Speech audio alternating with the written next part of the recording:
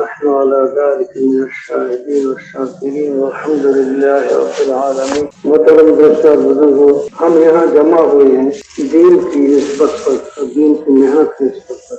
ہم اللہ کے بندے ہیں اور حضور صلی اللہ علیہ وسلم کی امتی اور بندے ہونے کی نسبت پر بندگی ہماری ذمہ داری ہے کہ اللہ کی بندگی کے ساتھ زندگی گزاریں. ہم اللہ کے بندے ہیں. اللہ نے ہمیں پیدا کیا ہے اور ہمیں بندگی کا حکم دیا ہے کہ بندہ بن کر رہو، اور بندگی کا طریقہ سکھانے کے لیے ہر زمانے میں انبیاء علیہ السلام کو بھیجے ہیں کہ وہ لوگوں کو بندگی والی زندگی سکھائے. وہ لوگوں کو بندگی والی زندگی سکھائے. انبیاء علیہ السلام دنیا میں اپنے اپنے قوم میں مبعوث ہوتے تھے. وہ لوگوں کو اللہ کی بندگی کی طرف، اللہ تعالیٰ کی وحدانیت اور عبادت و بندگی کی طرف بلاتے تھے. وہ یہ دعوت دیتے تھے ایھا الناس قولوا لا الہ الا اللہ تفلحوا. اے لوگوں، اللہ کو مان کر اور اللہ کی مان کر زندگی گزارو تو تم کامیاب ہو جاؤ گے. اللہ کو مان کر، اللہ کی مان کر زندگی گزارا. اللہ کو ماننا یہ اللہ وحدہ لا شریک لہ، اور اس کا کوئی شریک نہیں. وہ اکیلا ہے. وہ تمام کائنات کا خالق اور مالک ہے، اور تمام کائنات کو پالتے ہیں، روزی دیتے ہیں.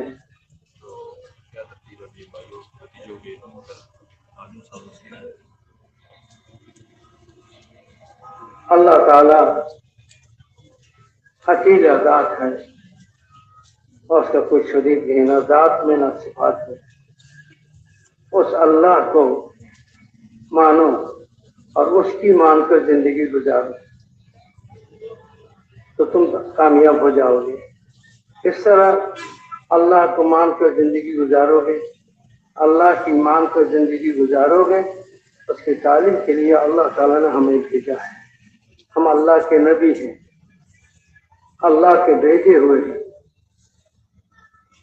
تمہیں اللہ کی طرف بلانے کے لیے ہم آئے ہیں. تو جو انبیاء صلی اللہ علیہ وسلم کی دعوت کو قبول کرتے تھے، دعوت کو مانتے تھے، قبول کرتے تھے، وہ کامیاب ہوتا تھا. اور قبول نہیں کرتے، انکار کرتے تھے تو وہ ناکام ہو جاتے. اب میرے محترم دوستوں بزرگوں، اس دعوت والی محنت کی یہ سلسلہ حضور صلی اللہ علیہ وسلم تک ختم ہو جاتی ہے. ہمارے نبی حضرت محمد صلی اللہ علیہ وسلم آخری نبی بن کر آئے اور آخری نبوت لے کر آئے.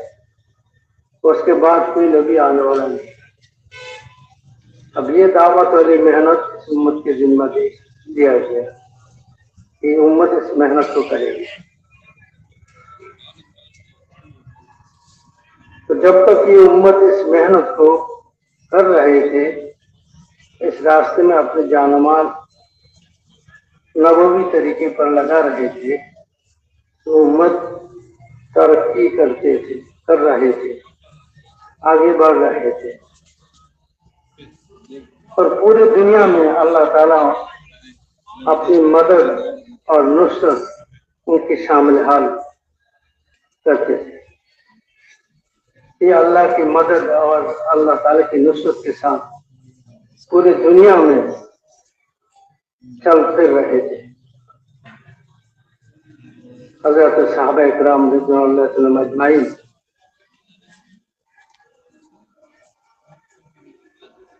جب یہ سمجھے کہ یہ محنت ہماری ذمہ داری ہے،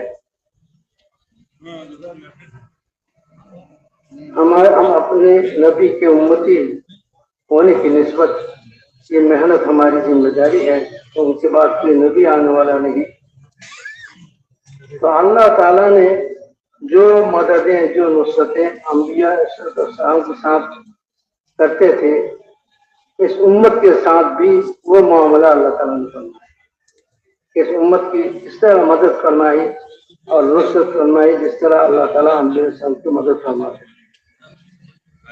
جب تک امت اس محنت کو نبوی نہج پر نبوی طریقے پر کر رہے تھے تو اللہ تعالیٰ کا مدد و نصرت امت کو حاصل ہو رہا تھا، لیکن جب سے امت کے ہاتھ سے یہ محنت چھوٹ گئی تو پھر امت اللہ کی مدد سے محروم ہو گئی، اللہ کی نصرت سے محروم ہو گئی۔ 313 کا چھوٹا سا ایک مجموعہ بدر کے میدان میں، لیکن تھے عادت میں بھی کم اور سامان میں بھی بہت کم، اور مقابلہ بہت بڑے مجموعہ کے ساتھ، لیکن اللہ تعالیٰ نے ان کی مدد فرمائی اور انہیں کامیاب فرمایا۔ تو دوست اور بزرگوں، ہم اسی محل کی نسبت پر یہاں آئے ہوئے ہیں۔ الحمدللہ حالات کی وجہ سے ہم نہیں گئے بلکہ جمے رہے۔ یہ پرانوں کی صفات ہے کہ جب ان پر حالات آتی ہے تو وہ گھبراتا نہیں ہے اور پھر جمتا ہے۔ جب ان کو ڈرایا جاتا ہے تو وہ کہتے ہیں کہ حسبنا اللہ و نعم الوکیل، اللہ ہمارے لیے کافی ہے، وہ بہترین کارساز ہے۔ تو میرے محترم دوستوں بزرگوں، ہم اس محنت کو لے کر ہر حال میں چلیں گے تو انشاءاللہ اس محنت کے ساتھ اللہ تعالیٰ ہماری مدد فرمائیں گے، نصرت فرمائیں گے اور ہمیں آگے بڑھائیں گے۔ گھبرانے کی کوئی بات نہیں ہے، ہمت کی بات ہے۔ پرانے وہ ہیں جو حالات سے متاثر نہیں ہوتے ہیں بلکہ مشورے کے تابع رہتے ہیں اور ثابت قدم رہتے ہیں۔ آپ حضرات اتنے سادے حالات میں بھی جمے رہے اور ثابت قدم رہے، یہ پرانوں کی علامت ہے۔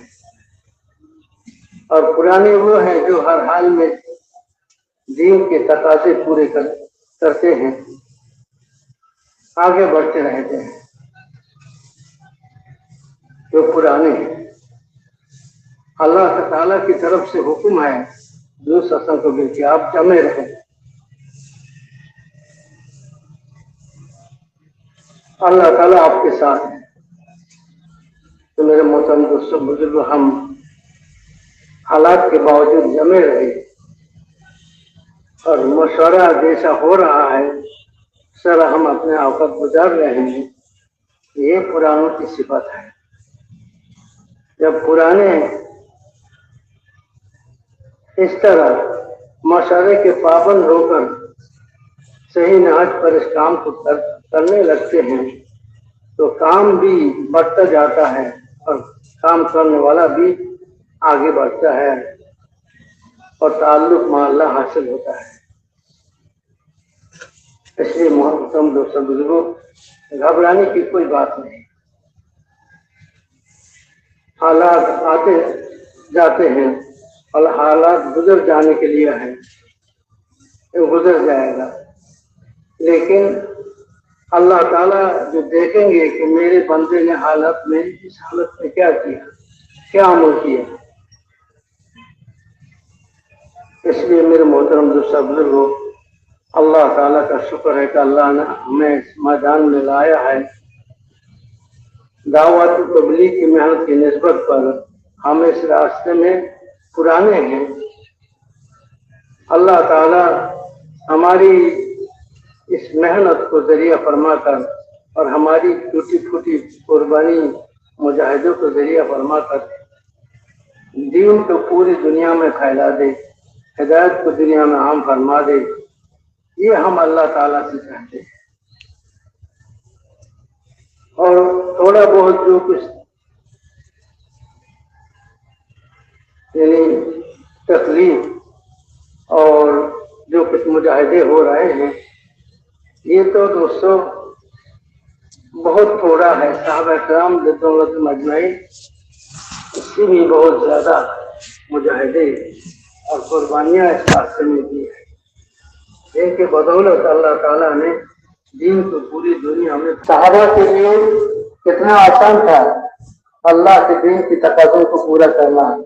فرماتے ہیں کہ حضور صلی اللہ علیہ وسلم کے زمانے میں صحابہ کا دین اور اللہ کے راستے میں نکلنے کا ذہن ایسا بنا ہوا تھا کہ بچے بھی اس جذبے کے ساتھ ہوتے تھے کہ ہم اللہ کے راستے میں جان دے دیں گے, ہم اللہ کے راستے میں قربانی دیں گے.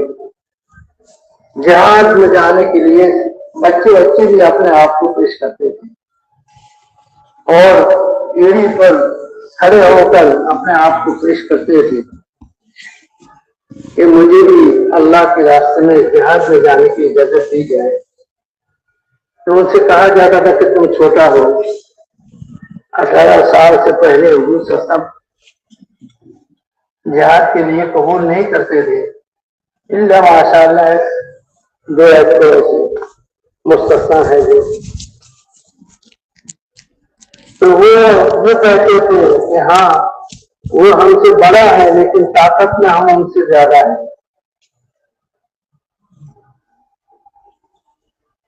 اگر آپ ان سے کشتی کرائیں گے تو میں ان کو پچھاڑ دوں گا. یہ جذبہ تھا بچوں کا بھی اللہ کے راستے میں نکلنے کا, جان دینے کا, جان کے بازی لگانے کا. یہ ذوق شوق بچوں میں بھی تھا. بچے بھی اپنے محلے میں ایک دوسرے کے ساتھ فخر کرتے تھے کہ میرا والد اللہ کے راستے میں شہید ہوا ہے, دین کی تقاضا پورا کرنے کے لیے گئے, شہید ہو گئے. یہ فخر کے طور پر کہتے تھے.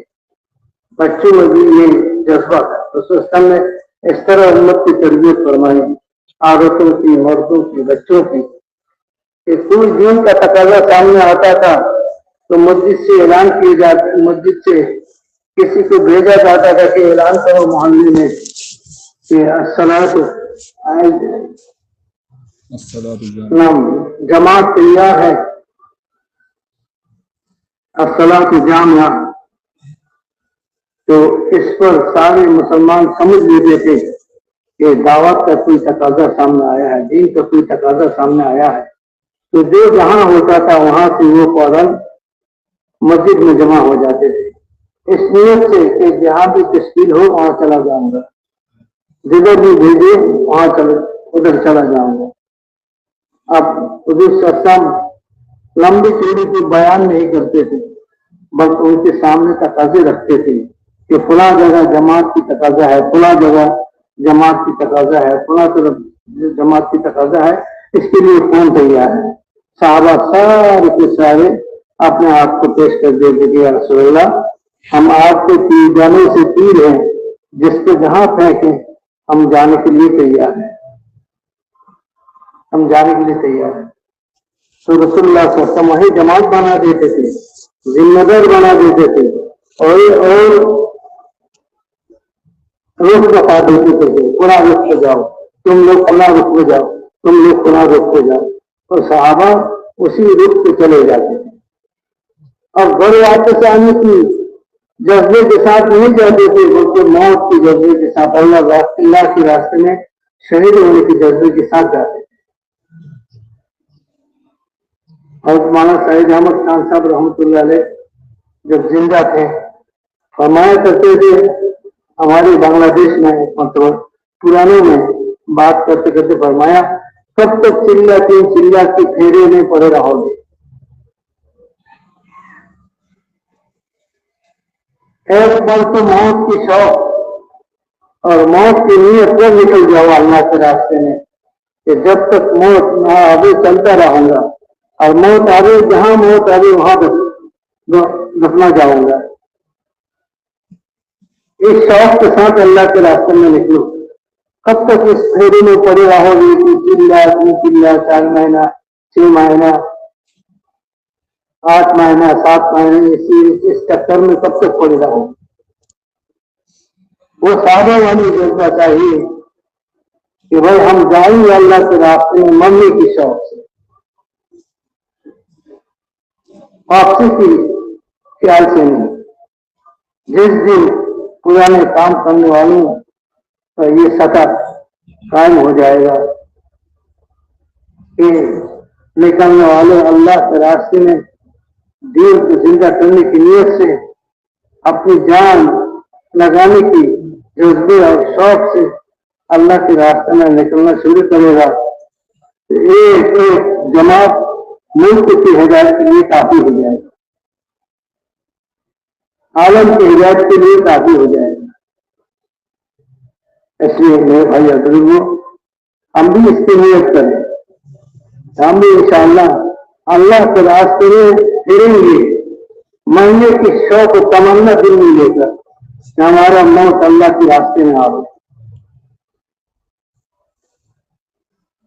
तो अगर क़यामत के दिन अल्लाह ताला ने पूछा और फलाने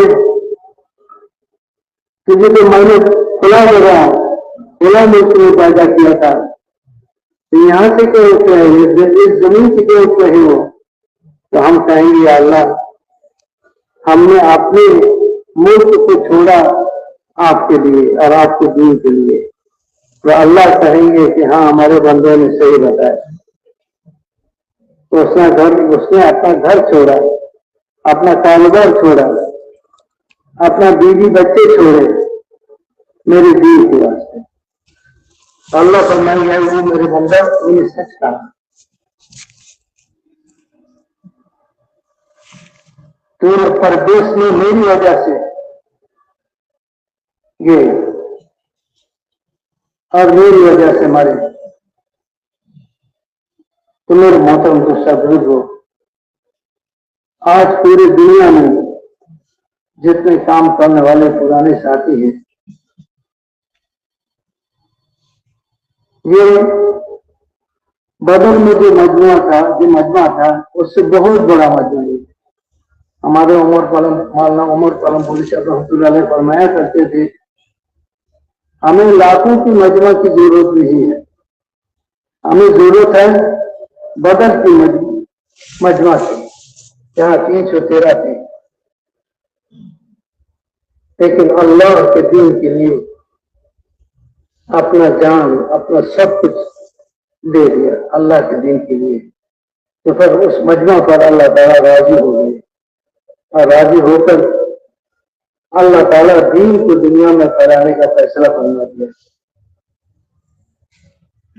इसलिए मेरे भाई अजीजों, बंदगी के लिए तो पैदा किया है और इस बंदगी को दुनिया में जिंदा करने के लिए अल्लाह ताला ने नबियों को भेजा है और हजरत मोहम्मद सल्लल्लाहु अलैहि वसल्लम आखिरी नबी हैं और दुनिया में तशरीफ लाए हैं इस बंदगी को दुनिया में जिंदा करने की मेहनत लेकर। वो मेहनत दावत की मेहनत है।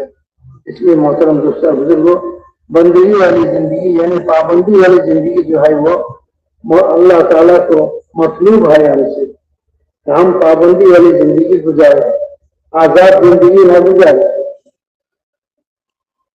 ये 6 नंबर जो हमारे मेहनत में बताया जाता है ये इसलिए है तो बंदगी वाली जिंदगी पाबंदी वाली जिंदगी हम में आए। ये अगर से पूरा दीन नहीं है लेकिन पूरा दीन पर चलने की इस्तेदाद इन नंबरों से इन सिफतों से पैदा होता है। जब ये सिफतें हमें पैदा हो जाएगी तो पूरे दीन पर चलना हमारे लिए आसान हो जाएगी। और जब पूरे दीन पर चलना आ जाएगा हमको तो फिर अल्लाह ताला अपनी मदद से हमारी तमाम मुश्किलात को आसान फरमा देंगे और तमाम मसाइल को हल फरमा देंगे और सारी दुनिया में मुसलमानों का बुजुर्गों फजीलत और फौकियत कायम होगी अल्लाह को मानने वालों की। इसलिए मोहतरम दोस्तों बुजुर्गों, हम इसकी नियत करें, इरादे करें कि जब तक अल्लाह ताला इस दुनिया में हमें रखे हम अल्लाह के दीन की मेहनत के साथ रहेंगे اس محنت کو کرتے ہوئے ہم مریں گے، محنت کے ساتھ دنیا سے ہم جائیں گے، یہ ہمارا عزم ہے۔ اور ہمارے گھر والوں کا بھی یہ جذبہ ہے، ان سے بھی یہ جذبہ کو اٹھانا ہے۔ ہم حضور صلی اللہ علیہ وسلم کی امتی ہیں، ہمارا مقصد زندگی یہ دعوت والی محنت ہے۔ ہم اس محنت کو لے کر پوری دنیا میں چلیں گے پھریں گے، اور چلتے چلتے پھرتے پھرتے اگر موت آ گیا الحمدللہ ہم اللہ کے راستے میں جان دے دیں گے، اور قیامت کے دن محنت کرنے والوں کے ساتھ ہمیں اٹھایا جائے گا۔ اب تم نے اگر اس پر صبر کیا اور جو حالات آگے اس پر جائیں تو اللہ تعالیٰ تمہیں بھی قیامت کے میدان میں ہمارے ساتھ اکٹھا کر دیں گے، جمع کر دیں گے۔ اس لیے دوستوں بزرگوں، صحابہ کرام جب اللہ کے راستے میں نکلتے تھے تو گھر والوں سے یہ کہا کر جاتے تھے کہ انشاءاللہ جنت میں ملاقات ہوگی، جنت میں ملاقات ہوگی۔ صحابہ کرام جنت کو آخرت کو سامنے رکھ کر اس راستے میں چلتے تھے کہ اس راستے میں جان دینا، مان لگانا یہ بہت بڑی قسمت کی بات ہے۔ اللہ تعالیٰ جس کو عزت دینا چاہتے ہیں اور جس کو کامیاب کرنا چاہتے ہیں تو اللہ تعالیٰ اس راستے کی اللہ تعالیٰ اسے موت نصیب فرماتے ہیں، اور اس راستے کی شہادت اللہ تعالیٰ اسے نصیب فرماتے ہیں۔ اللہ سے دوسرے ہم مانگیں گے کہ اللہ تعالیٰ ہمیں اس راستے میں موت تک چلنے کے لیے قبول فرمائے۔ آپ حضرت سارے پرانے ہیں ماشاءاللہ، آپ کے سامنے محنت ہے، اب صرف ہمت کر کے آگے بڑھنا ہے اور حالات سے گھبرانا نہیں ہے۔ دنیا کے جتنے بھی انسان ہیں ہر انسان پر حالات آتا ہے، باوجود اس کے دنیا میں انسان چل کر رہے ہیں، اپنے تقاضے پورے کر رہے ہیں، اپنے شعبے میں محنت کر رہے ہیں۔ تو ایسا نہیں کہ حالت کی وجہ سے سب کچھ چھوڑ کر چلے گئے ہیں، دنیا خالی ہو گیا ہے انسان سے، ایسا نہیں۔ ہم بھی حالات کی وجہ سے کام کو نہیں چھوڑیں گے بلکہ جمیں گے اور کام کے تقاضوں کو پورا کرنے کے لیے آگے بڑھیں گے۔ انشاءاللہ اللہ تعالیٰ اپنی قدرت سے حالات کو ختم فرما دیں گے اور ہمارے لیے راستے نکالیں گے انشاءاللہ۔ تو اس کے لیے دوستوں عزم کریں اور نیت کریں، ہمیں موت تک اس محنت کو لے کر چلنا ہے، اور اس محنت کا جو تقاضا بھی ہمارے سامنے پیش کیے جائے ہم اس تقاضے کو پورا کرنے کے لیے تیار ہیں۔ اس لیے کس کی ارادہ ہے، کون بھائی اس کا نیت کرتا ہے کہ ہم انشاءاللہ یہاں سے جو تقاضے بھی ہمارے بڑے بڑے ہمارے سامنے پیش کریں گے ہم اس تقاضے کو پورا کریں گے، تیار ہے انشاءاللہ۔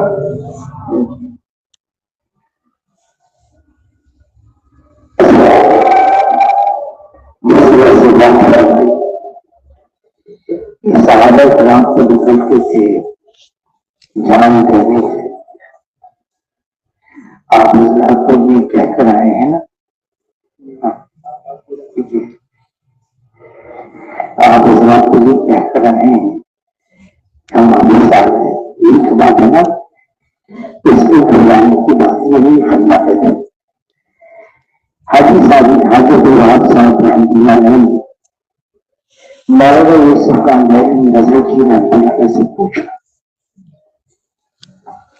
کہ آپ اس کام سے کیا چاہتے ہیں؟ فرمایا اللہ پر جان دینا آ جائے۔ تو حاجی صاحب فرمانے لگے میں تو فرشتے آدمی ہوں، اللہ پر کیسے جان دوں گا؟ تو مولانا یوسف صاحب رحمۃ اللہ نے فرمایا اس بات کو سمجھو کہ اللہ کو جان دینا کیا ہے، اپنے بھی تقاضے ہیں، گھر والوں کو بھی تقاضے ہیں، نہیں کبھی تقاضا اپنے تقاضے گھر والوں کے تقاضوں کو نیچے رکھنا اور دین کے تقاضوں کو اوپر کرنا. تو حاجی صاحب فرمانے لگے ہاں یہ تو میں کر سکتا ہوں. تو یہی کا مطلب ہے اللہ پر جان دینا آ جائے. پھر فرمایا آخری سانس تک اس کام کو کرنا ہے. کب تک کرنا ہے؟ ہاں حالات ہوتے رہیں گے اس دنیا میں کوئی بات نہیں.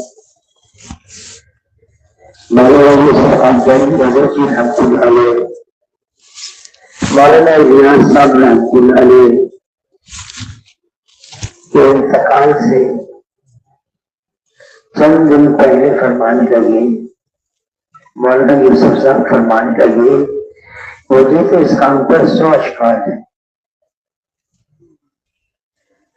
لیکن مولانا سید خان صاحب رحمۃ اللہ علیہ فرمانے لگے پھر وہ وقت بھی آیا کہ مولانا یوسف صاحب رحمۃ اللہ علیہ فرمانے لگے اگر میرے والد صاحب قبر سے زندہ ہو کر آ جائیں اور یوں کہیں یوسف میں اللہ کی طرف سے آیا ہوں میں نے تو تحریک چھوڑ دی تھی چھوڑ دو تو میں یوں کہوں ہاں آپ نے تحریک چھوڑ کی تھی لیکن میں حضور صلی اللہ علیہ وسلم کام سمجھتے ہوئے آخری سانس تک اس کو کرتا رہوں گا.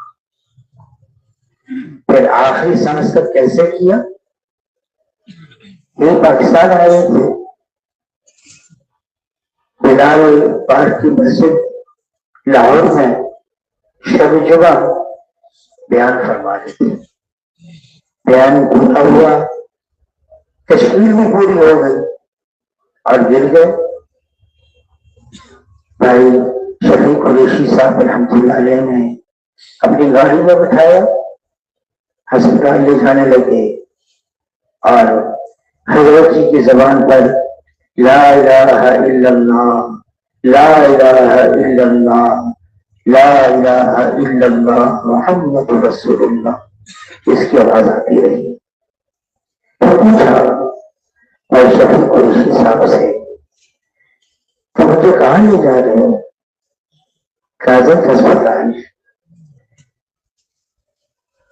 کاظم کی ڈاکٹر نے فرمایا نہیں پڑی ہسپتال میں تو عورتیں بھی ہوتی ہیں وہ میرے بدن کو ہاتھ لگائیں گی.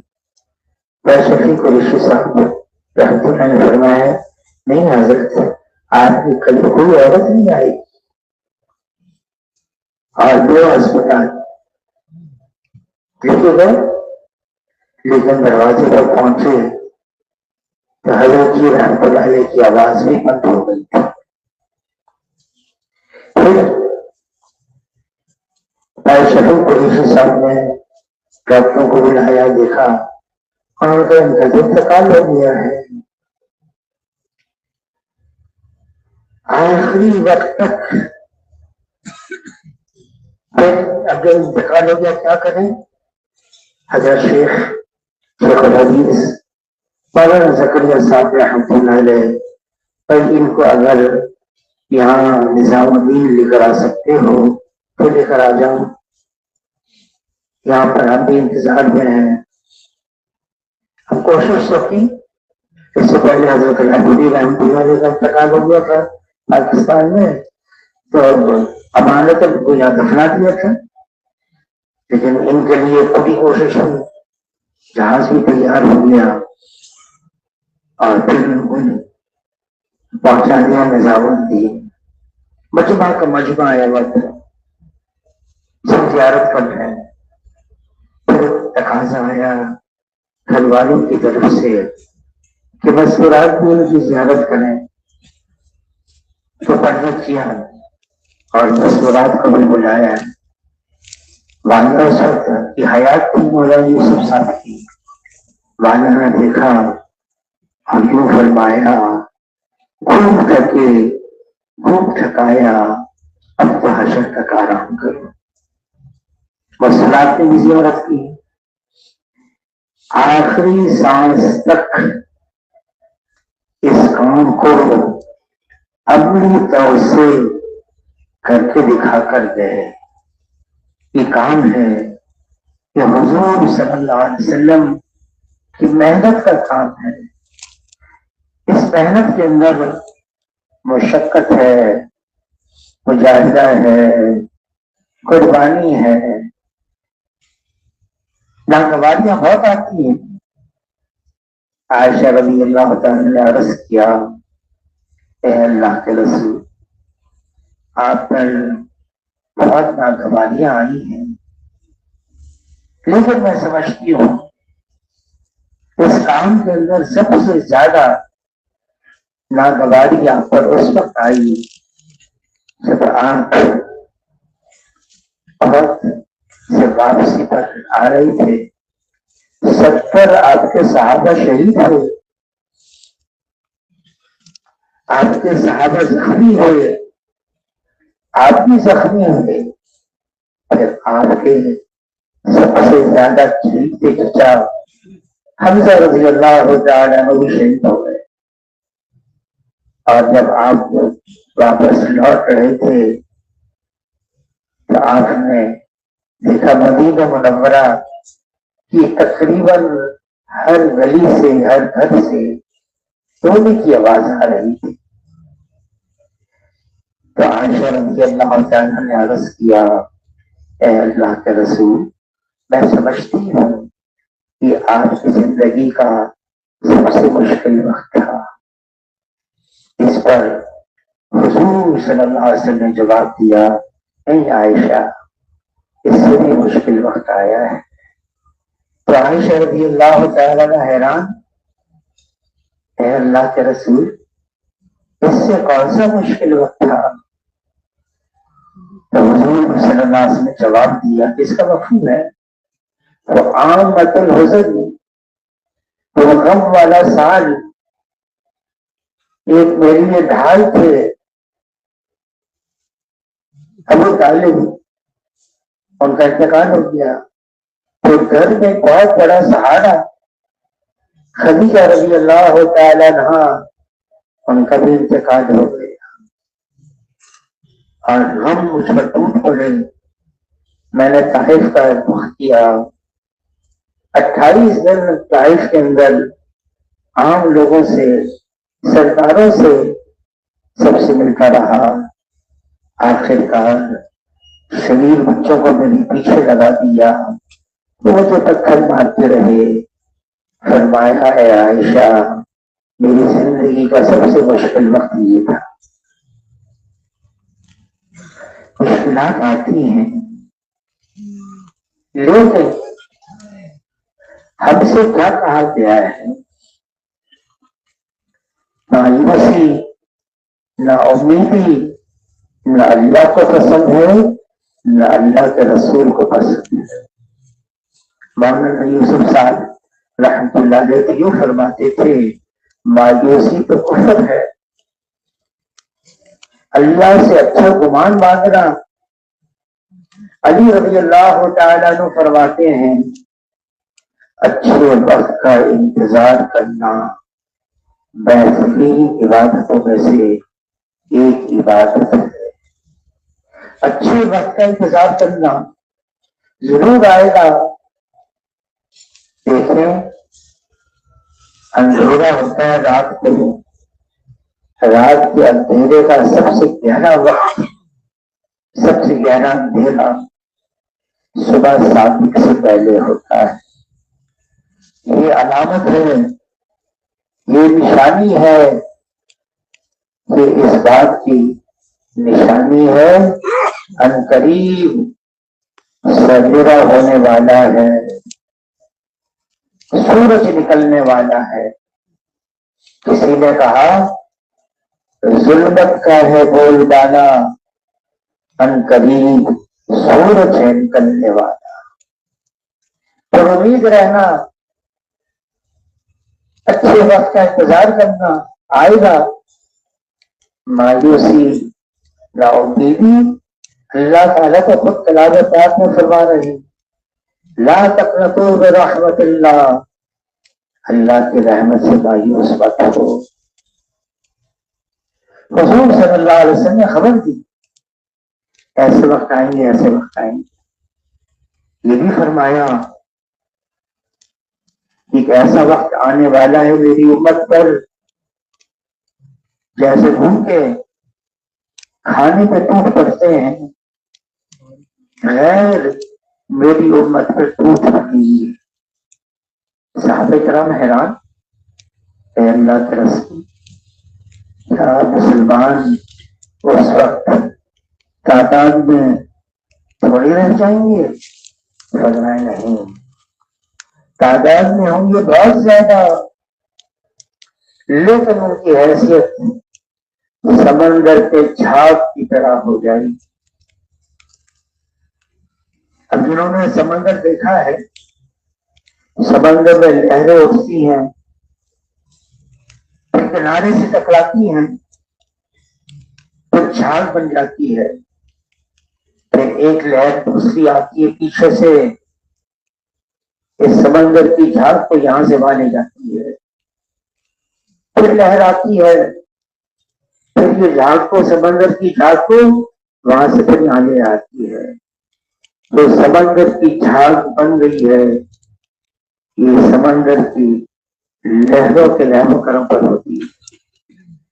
تو صحابہ کرام نے عرض کیا، اے اللہ کے رسول،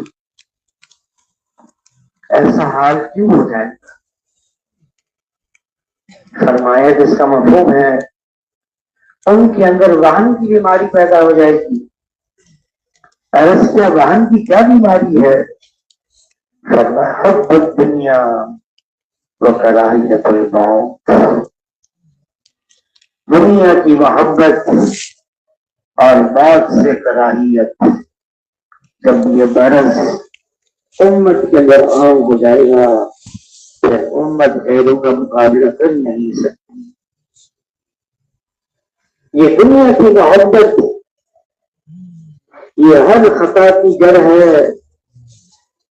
حضور صلی اللہ علیہ وسلم وصال سے 3 دن پہلے خطبہ کیا اور یہ فرمائے جس کا مطلب ہے مجھے اپنی امت پر فقر اور فاقے کا ڈر نہیں، مجھے اپنی امت پر دنیا کی فراوانی کا ڈر ہے. اس دنیا سے بچو، یہ ہاروت اور ماروت سے زیادہ جادو کرنے والی ہے. حضور صلی اللہ علیہ وسلم سید ولد آدم ہے، آدم علیہ السلام کی اولاد میں سب سے افضل ہے. شیخ سعدی فرماتے ہیں لا یمکن الثنا کما کان حقہ بعد از خدا بزرگ.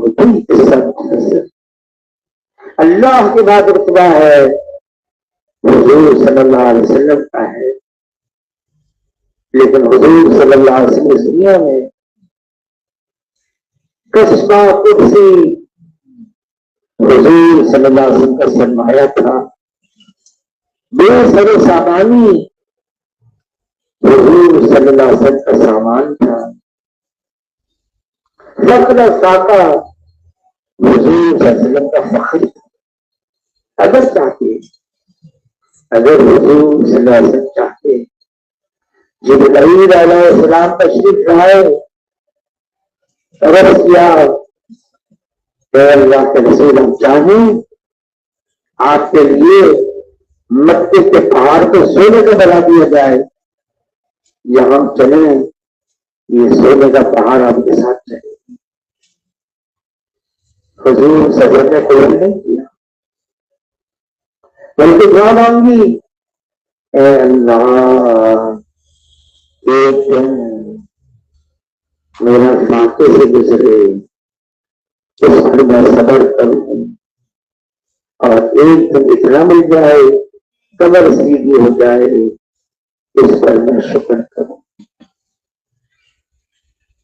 عائشہ رضی اللہ تعالیٰ عنہ سے فرمایا جناب رسول اللہ صلی اللہ علیہ وسلم نے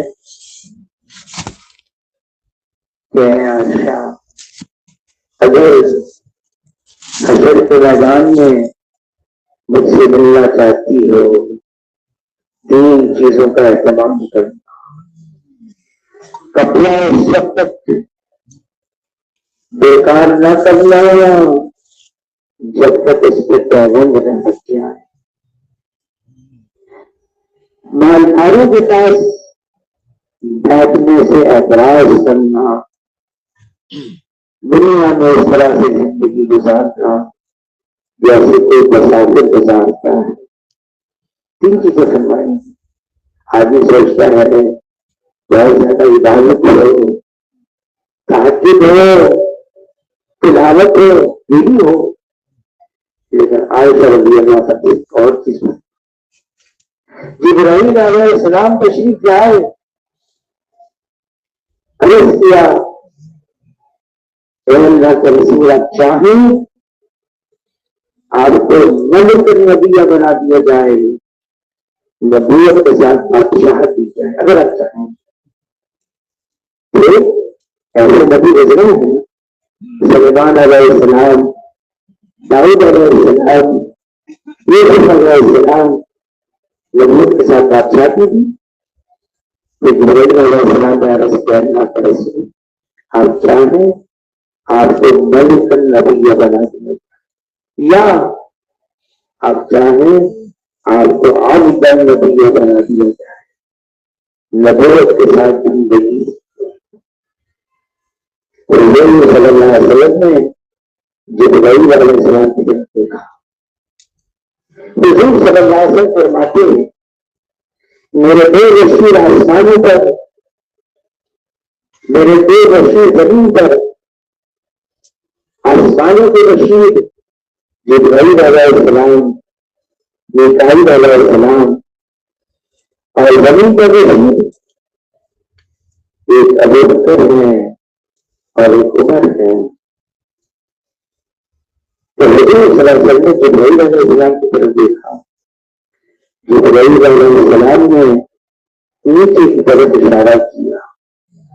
حضور صلی اللہ علیہ وسلم نے عبد النبیہ کو پسند فرمایا. زمین اور آسمان کے خزانوں کی چابیاں قدم پر رکھی گئی تھی. مجھے تو کوئی نہیں کیا بلکہ آخرت کو ترجیح دی. یہ امت ہے رضی اللہ تعالیٰ عنہ بیت المقدس فتح کرنے کے لیے گئے. مدینہ منورہ سے مشورے سے ایک غلام ساتھ لیا،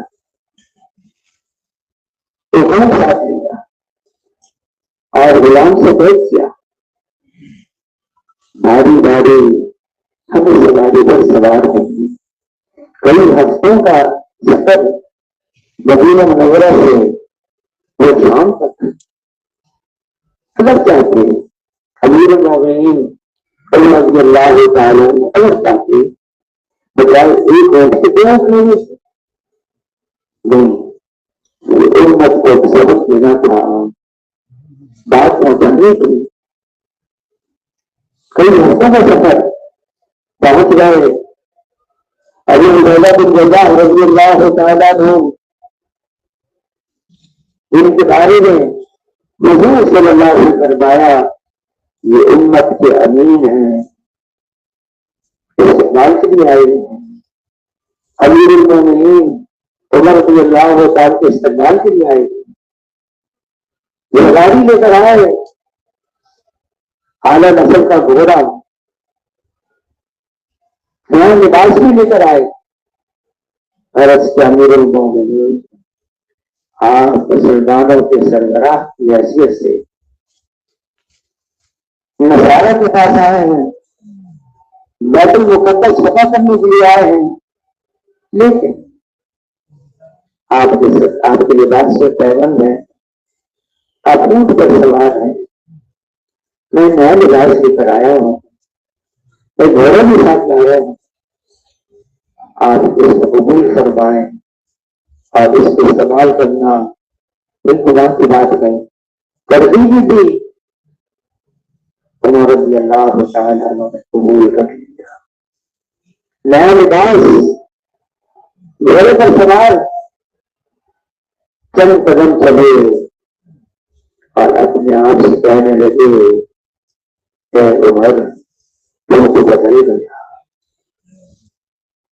واپس آئے ابو عبیدہ بن جراح رضی اللہ تعالیٰ سے فرمایا اس دھوکے میں پڑے ہوئے اللہ بھی ہمیں عزت کی ہے، سواریوں کی وجہ سے نہیں، لباس کی وجہ سے نہیں، لیکن حضور صلی اللہ علیہ وسلم اعمال کی وجہ سے اللہ نے عزت دی اسلام کی وجہ سے. اگر اسلام کے علاوہ ہم عزت تلاش کریں گے اللہ ہمیں ذلیل کر دے. کوئی پرانا لباس، کوئی اس کے سوال. ابو عبیدہ بن جراح رضی اللہ سے فرمایا کہ جاؤ ہم پیچھے آ رہے ہیں. رات کو بارش ہو گئی، کیچڑ بھی ہو گیا، عمر رضی اللہ عنہ کی باری بھی تھی پیدل چلنے کی اور غلام کی باری کی سواری پر سوار ہونے کی.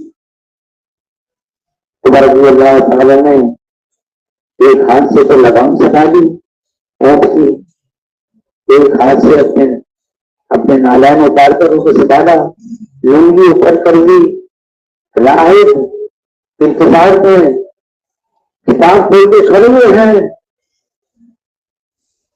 اور جو شخص سواری پر سوار ہے اس کو بھی دیکھتے ہیں، جو پیدل ہے اس کو بھی دیکھتے ہیں اور یہ کہتے ہیں جو پیدل ہے اس کا وجہ وہی ہے جو ہماری کتابوں میں بہان لڑائی لڑے، بیت المقدس کی چابی حوالے کر دی، ہمارا دور ختم ہو گیا، اب تمہارا دور شروع ہوا ہے. حضور صلی اللہ علیہ وسلم فرماتے اس کا مفہوم ہے ہر امت کے لیے فتنہ ہوتا ہے، میری امت کا فتنہ اس دنیا کا مان ہے. صحابہ کرام کیسی زندگی گزارتے تھے. عمر رضی اللہ تعالیٰ عنہ امیر المومنین ہیں، جمعہ کی نماز پڑھانے کے لیے آئے، دیر ہو گئی، معذرت کی اور یہ فرمایا کہ ایک لباس ہے، ایک ڈبہ ہے، ہر جمعے کے دن اس کو دھوتا ہوں، یہ سکتا ہے، پہن کر آتا ہوں، ہنستے معمول میں نے پڑھا اس کو خشک ہونے میں دیر ہو گئی، مجھے بھی دیر ہو گئی. کھڑے ہو رہے خطبہ دینے کے لیے جو صاحب سامنے بیٹھے تھے پہلن نکلنے لگے جو کرتے پر تھے، 12 پیدل تھے اور ایک پیدل چپڑے کا تھا. دنیا سے بے رغبتی ایمان کا حصہ ہے. دنیا بھی ہو، مال بھی ہو، نقشے بھی ہوں، چیزیں بھی ہوں، کہیں نہیں. ہم تو دنیا میں اس لیے آئے ہیں ہمارا قرب اور تعلق اللہ سے جڑ جائے. یہ ساری کائنات کا خالق اور مالک ہے، جس کے قبضے سے سارا نظام چل رہا ہے. ہمارا مقصد ہے دنیا میں آنے کا، ہم اللہ کو پہچانے وہ ایک ہے، اکیلا ہے، یکتا ہے، تنہا ہے. اللہ کا کوئی ساتھی نہیں، اللہ کا کوئی ثانی نہیں، اللہ کا کوئی متوازی نہیں، اللہ جیسا کوئی نہیں. وہ وحدہ لا شریک لہ ہے، وہ خالق ہے اور باقی سب مخلوق ہے. وہ مالک ہے اور سب مملوک ہے. وہ رازق ہے اور باقی سب مرزوق ہے. بنانے والا اللہ ہے اور باقی سب نہیں ہے. مخلوق جیسے وجود میں آنے کے لیے اللہ کی محتاج ہے، اسی طرح سے استعمال ہونے میں بھی اللہ کی محتاج ہے. مخلوق ظاہری شکل میں کتنی طاقتور نظر آئے، مخلوق ظاہری شکل میں کتنی زیر آور نظر آئے، مخلوق ظاہری شکل میں کتنی کٹاوٹ نظر آئے، کتنی فوجدار نظر آئے، مخلوق مخلوق ہے اور اللہ کے سامنے اس کی کوئی حیثیت نہیں. جو مخلوق چاہیں گی وہ نہیں ہوگا، جو اللہ چاہیں گے وہ ہوگا. مخلوق کا چاہنا یہ محض چاہنا ہے اور اللہ کا چاہنا ہو جانا ہے، اور ہوگا وہ جو اللہ چاہیں گے. اور اللہ کی چاہت اس طرح نہیں. کائنات کا ذرہ ذرہ اللہ کے حکم میں چپکا ہوا ہے. فیصلہ اللہ کا ہے، حکم اللہ کا ہے، غلبہ اللہ کا ہے. کوئی اللہ کے سامنے اللہ کا مقابل بن نہیں سکتا، کوئی اللہ کے آگے پر نہیں مار سکتا، کوئی اللہ کے آگے دل نہیں مار سکتا. مخلوق کیا کر سکتی ہے؟ سب کو فنا ہے، باقی رہنے والی ذات صرف اللہ کی ہے. وقت آئے گا اللہ سب کو ختم کر دیں گے. ساری مخلوقات کو، ساری کائنات،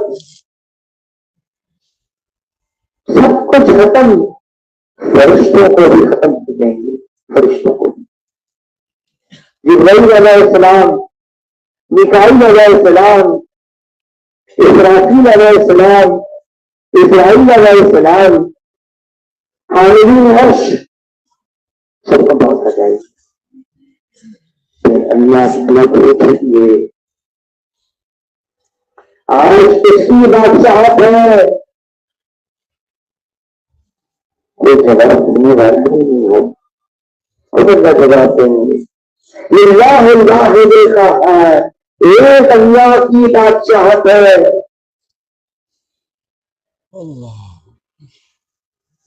سب کچھ سمجھے میں پڑے گے. نظر کچھ آ رہا ہے کہ نظر میں دھوکے میں ڈال دیا، کتنے باری ذات پر اللہ کی ہے.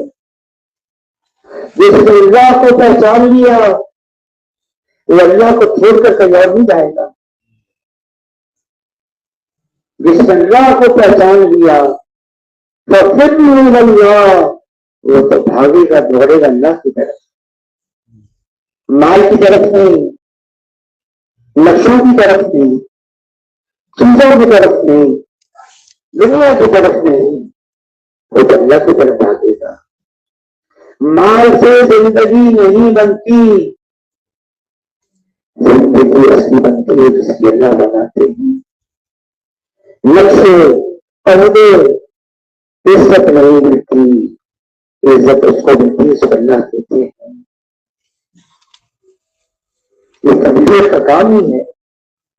مولانا اجلاس صاحب رحمۃ اللہ علیہ فرماتے تھے، میں نے اس کام کا نام تبلیغی جماعت نہیں رکھا، پڑ گیا.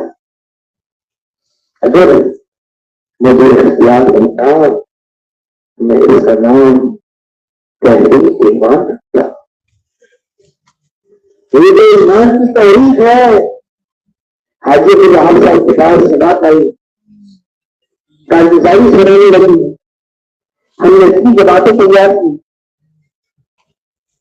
سہرے چنگا اتنا مقامی کام جمایا ہم نے. حاجی صاحب سنتے رہے، حاجی صاحب نے فرمایا بہت اچھا کیا. مجھے تو سب اس طرح بتاتے کتنے ایسے تیار ہو گئے جن کا یقین مخلوق سے ہٹ کر ایک اللہ پر آ گیا. مجھے یہ بتا دو بے شک دنیا ظاہر اسباب ہے اور ہمیں کہا بھی گیا ہے سبب اختیار کرو، لیکن مسبب الاسباب اللہ ہے۔ اللہ کرتے ہیں اپنی قدرت سے کرتے ہیں، چاہے بغیر اسباب کے کر کے دکھاتے ہیں، چاہے اسباب کے خلاف کر کے دکھائیں، چاہے اسباب کے بغیر کر کے دکھاتے ہیں، کرنے والی ذات اللہ کی۔ یہ تبلیغ کا کام یہ تو اللہ کی ذات پر یقین جمانا ہے۔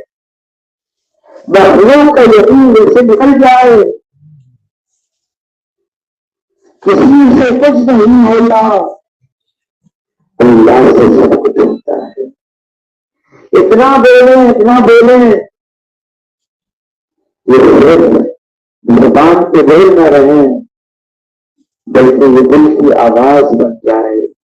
لا الہ الا اللہ یہ کلمہ ہے جس میں لا پہلے ہے، نفی پہلے ہے، انکار پہلے۔ لا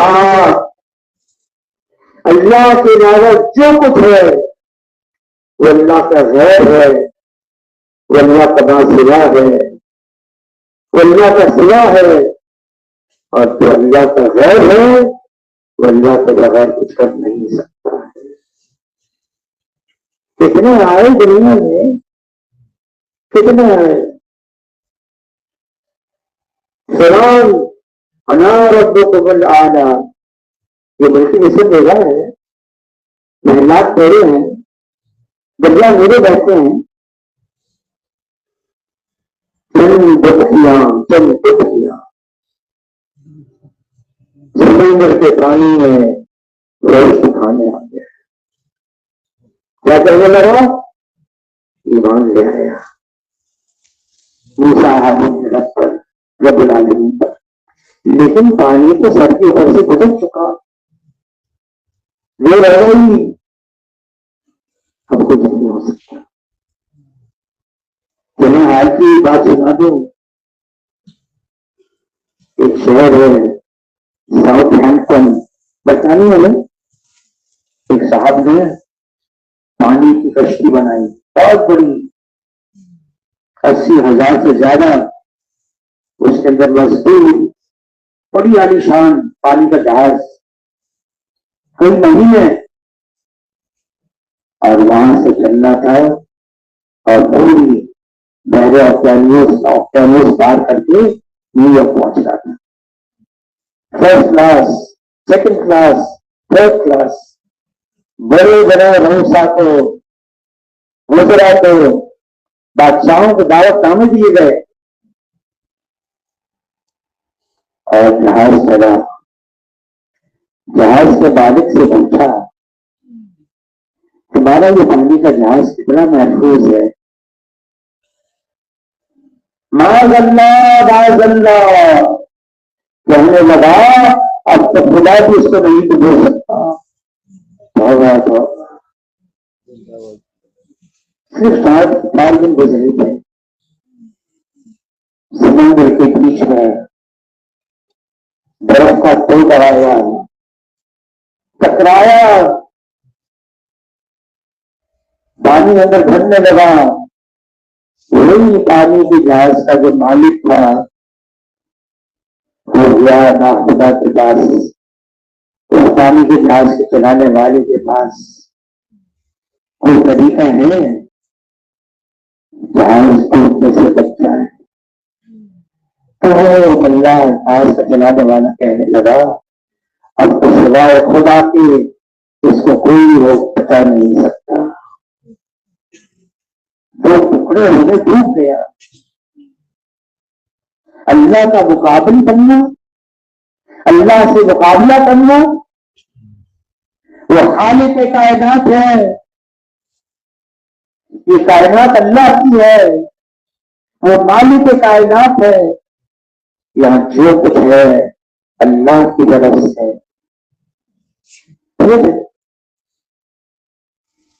سزا اور جزا کی جگہ دنیا تو نہیں ہے، آخرت ہے۔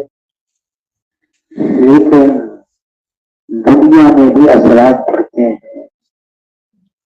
کوئی اللہ کی نافرمانی کرے، میں ہوں، میری کوئی حیثیت ہے. حضور صلی اللہ علیہ وسلم سید ولد آدم ہے، اللہ سے کیا مانگ رہے ہیں؟ اللہ اجعلنی فی ایدی صغیرا وفی اعین الناس کبیرا.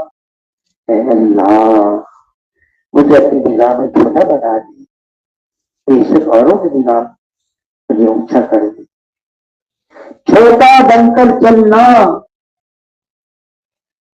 حاجی صاحب، حاجی عبدالوہاب صاحب رحمۃ اللہ علیہ کارگزاری سنانے گیا ان کو تو پوچھنے لگے یہ باہر بجنا کون سا ہے؟ تو ان سے کہا جتنی شورا بنائی گئی ہے ملک کے اندر ان سب کو 24 گھنٹے کے لیے جمع کیا ہے.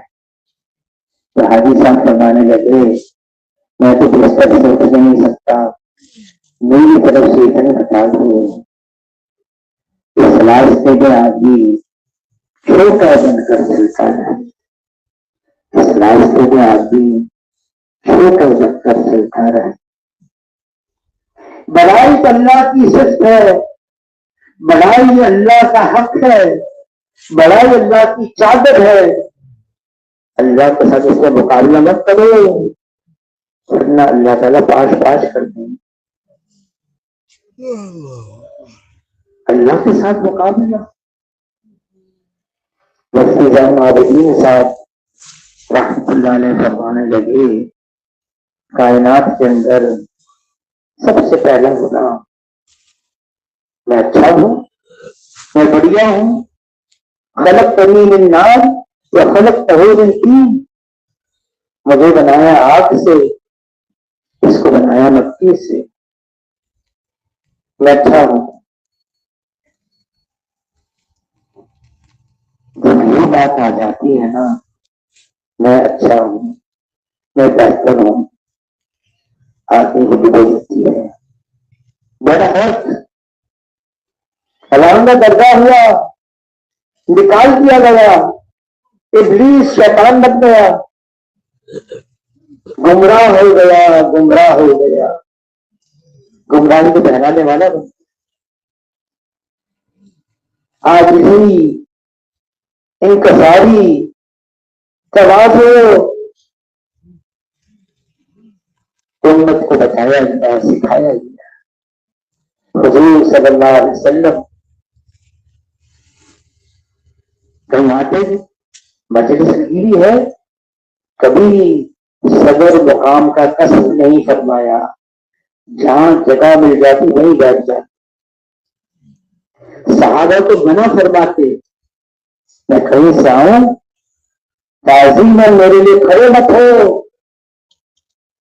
صحابہ کو منع کرتے میرے پیچھے مت چلنا، میرے آگے چلو.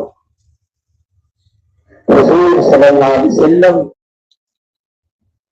سب صحابہ کے ساتھ مل کر کام کرتے. ایک سفر میں تھے، پڑاؤ ڈالا، کسی کا بکری پیش کی، میری طرف سے اس کو ذبح کرتے پکا کے کھانے. حضور نے قبول کر دیا. پوچھا اس کو ذبح کون کرے گا؟ صحابہ میں سے عرض کیا میں کروں. کھال کون اتارے گا؟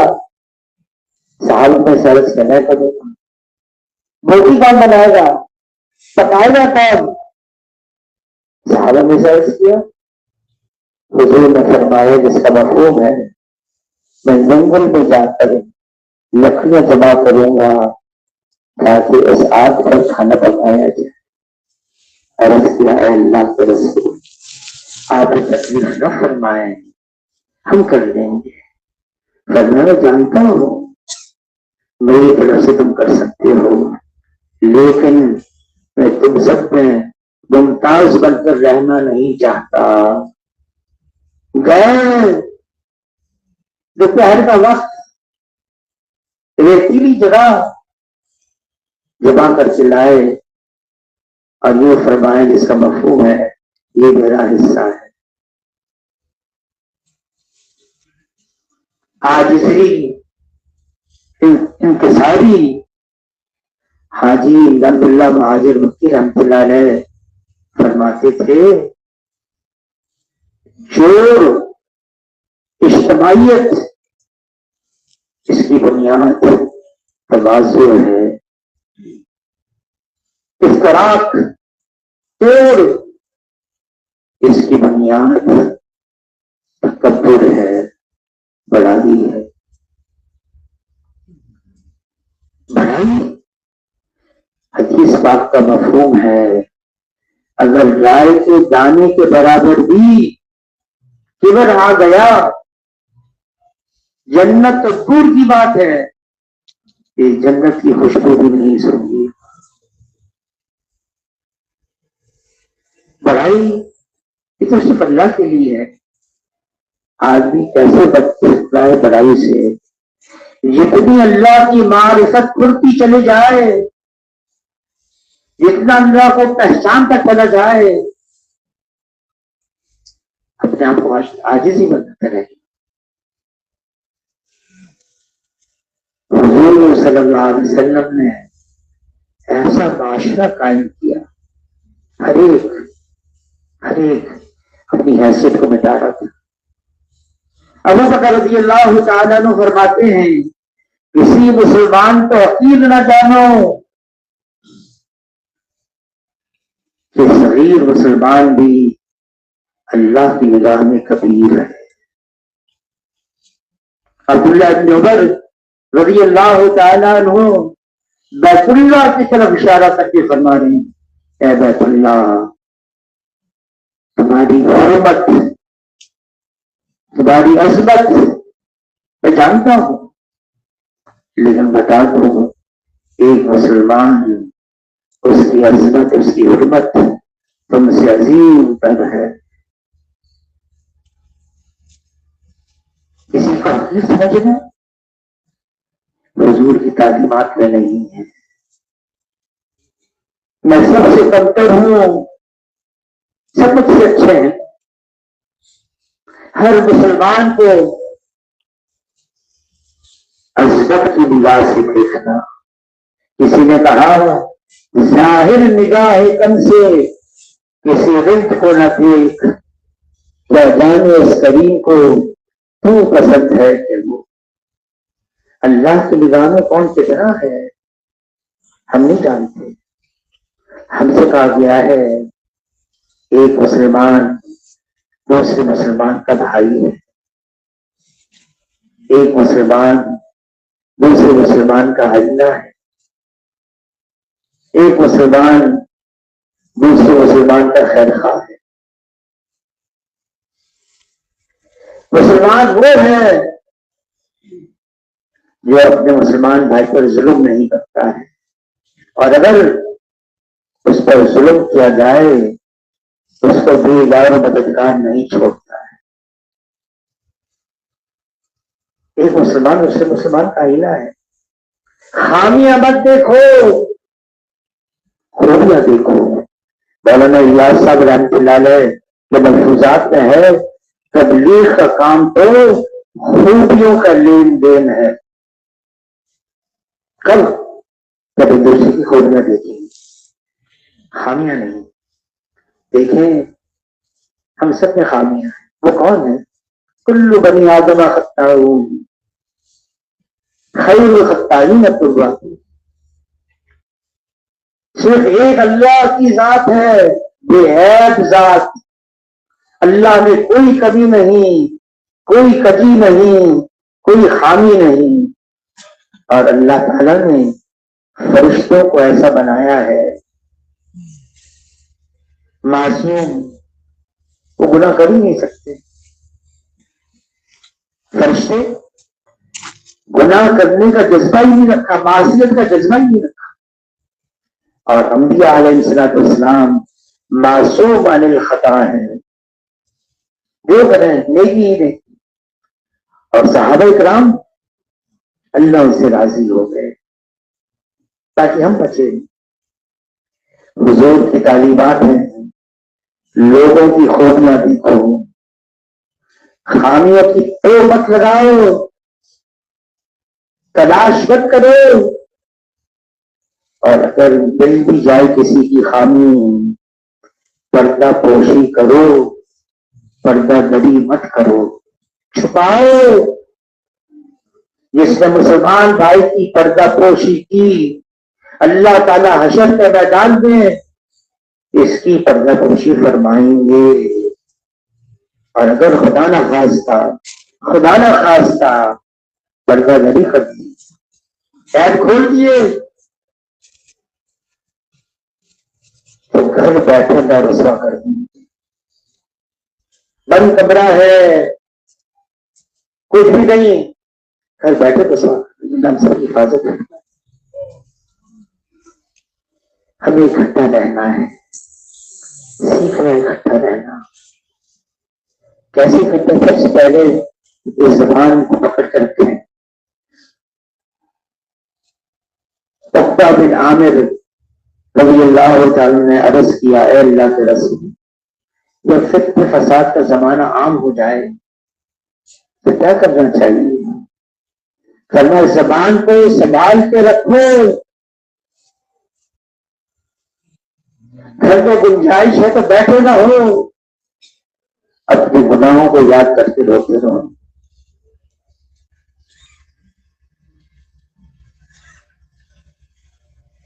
عبداللہ بن سقفی رضی اللہ تعالی نے عرض کیا، اللہ کے رسول، میرے بارے میں آپ کو سب سے زیادہ خطرہ کس کا ہے؟ حضور صلی اللہ علیہ وسلم نے اپنی زبان مبارک کو دو انگلیوں کے درمیان میں پکڑ کر فرمایا، اس کی حفاظت کرنا۔ جب صبح ہوتی نا، بدن کے سارے اعضاء زبان کے آگے ہاتھ جوڑ کر کھڑے ہو جاتے ہیں، تو صحیح ہے، تم صحیح ہو۔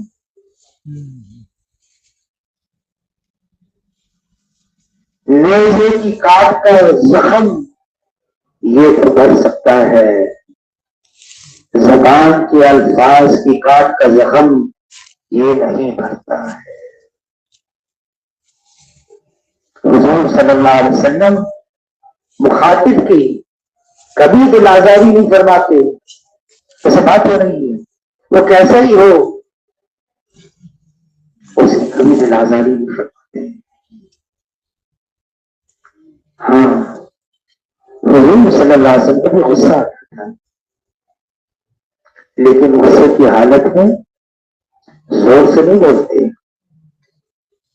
بیٹھے تو کھڑے نہیں ہوتے، اپنی ذات کے لیے غصہ نہیں آتا، دنیاوی کام کے لیے غصہ نہیں آتا۔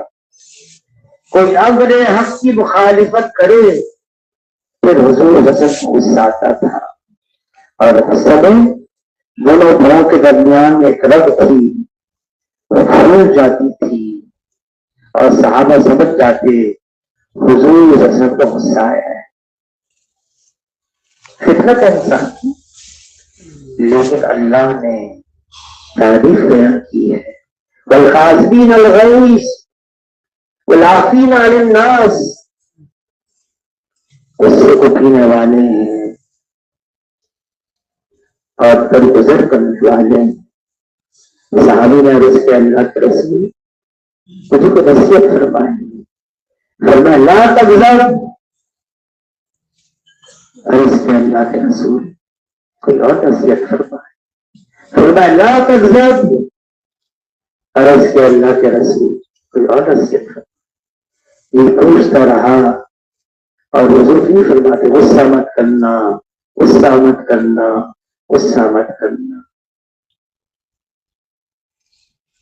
امام جوزی رحمۃ اللہ علیہ نے تدبیر سے لکھا ہے، دو چیزیں ہیں، اگر انسان ان کو قابو نہ کرے تو شیطان کے ہاتھ میں ایسا بن جاتا ہے جیسے بچے کے ہاتھ میں کھلونا ہوتا ہے۔ میں دو چیزیں ایسی ہیں، اگر انسان ان کو قابو نہ کرے، جیسے بچے کے ہاتھ میں کھلونا، ایسے شیطان کے ہاتھ میں۔ اور دو چیزیں کیا ہیں؟ ایک شہوت ہے اور دوسرا غصہ ہے۔ غصہ قابو کرنا سیکھیں. غصے کی حالت میں آدمی کا دماغ صحیح کام نہیں کرتا. قابو کریں. تبلیغ کے اندر تو یہ سیکھنا ہے. ہمیں گھٹتا رہنا ہے, ایک بنتے رہنا ہے. ہمیں اجتماعیت دی ہے اور ہمیں نقل و حرکت بھی دیا گیا ہے. اجتماعیت ساتھ رہیں. فرمائے دیکھو حضور صلی اللہ علیہ وسلم فرماتے اس کا مفہوم ہے حسد مت کرو, بغض مت رکھو, توڑو مت. اے اللہ کے بندو, بھائی بھائی بنتے رہو. بھائی بھائی بننے کا طریقہ یہی ہے. اگر ہم لوگوں کی خامیاں دیکھتے رہیں گے, برائیاں دیکھتے رہیں گے, ان کو ڈھالتے رہیں گے, ہم کیسے اکٹھے رہ سکتے ہیں؟ اگر کسی کا عیب نظر آ جائے تو کسی نے کہا